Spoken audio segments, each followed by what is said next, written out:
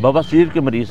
अच्छा। बवासीर के मरीज़, जिन लोगों के जिस्म में खुश्की रहती है या जिल्द पर ख़ारिश के असरात रहते हैं, खुश्की रहती है, ज़ख़म रहती है, जल्दी अमराज में ख़ास तौर पर ये जो सोराइसिस जैसे केसेस हैं, दद्दर, फोड़े, चंबल, इस टाइप के जो गंदे अमराज है, अमराज खबीसा में अदरक का इस्तेमाल बहुत ही मुफीद है। अदरक का इस्तेमाल करना चाहिए। ये ग्रोथ के लिए भी बहुत है, अफजैश के लिए बहुत मुफीद है। अदरक का मुरब्बा भी बहुत मुफीद है, बच्चों के लिए भी मुफीद है। बूढ़ों के वो खुश्की बहुत सताती रहती है।